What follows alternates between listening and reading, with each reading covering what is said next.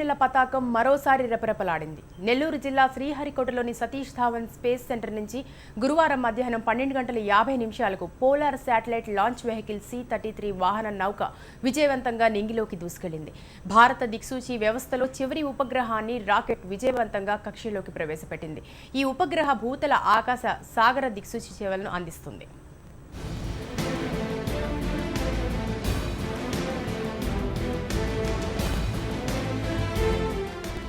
అంతరిక్ష పరిశోధనలో భారత అంతరిక్ష పరిశోధన సంస్థ ఇస్రో మరో మైలురాయి చేరుకుంది.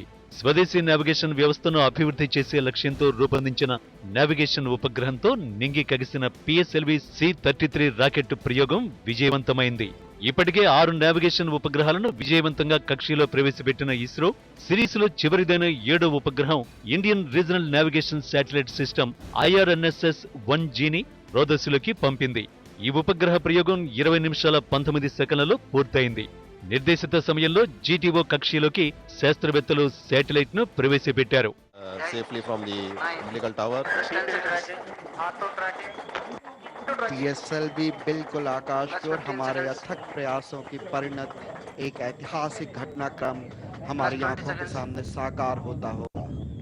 IRNSS-1G ఉపగ్రహం బరువు 1425 కిలోలు. ఈ ఉపగ్రహం భూతల ఆకాశ సాగర దిక్సూచి సేవల్ని అందిస్తుంది.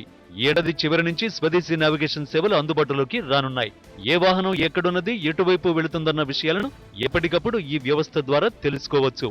రాకెట్ ప్రయోగం మొత్తాన్ని ప్రధానమంత్రి నరేంద్ర మోడీ ఢిల్లీ నుంచి వీక్షించారు.